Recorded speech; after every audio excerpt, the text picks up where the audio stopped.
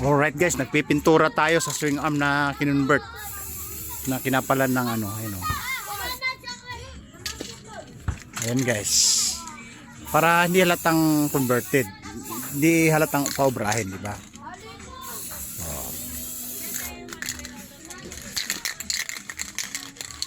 Ayan.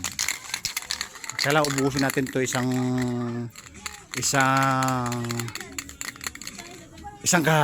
litro o kalahating litro kulay black. Alright,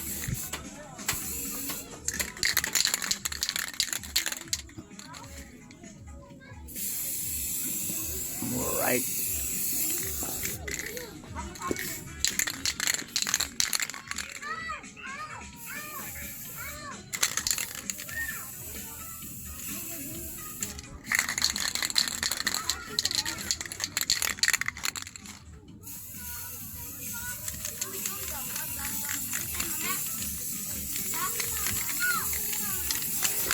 Alright.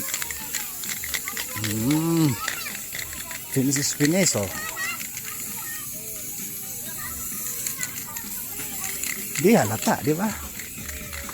Di halatang paubrahin. Kasi nga, matibay na ngayon to guys dahil may sapi na kabilaan. Alright.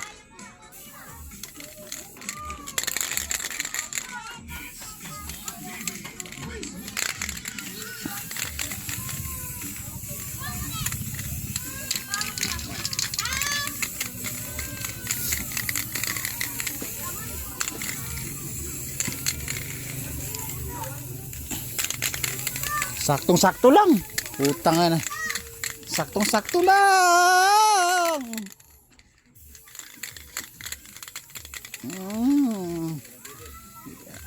Ayan, kulay black na. Alright guys, pag bago ikabit, tinatanggal yung center stand at saka side stand. Alright. Tapos guys, itong kadena papalitan na rin to kasi bago nga yung ano, bago yung papalit. Stack up ba?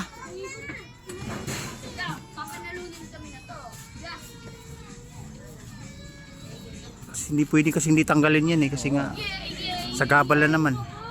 Eh, mas madali nga tanggalin ngayon dahil wala nang yung mga gulong.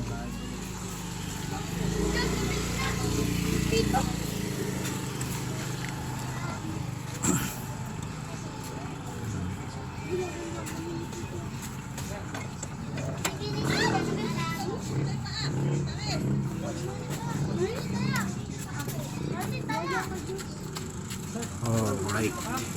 Alright guys, maganda na yung swing arm, ano? Nakasapi sa kabila, nakaharap na siya, nakakabilaan na yung ano, sapi. Mas matibay. Alright.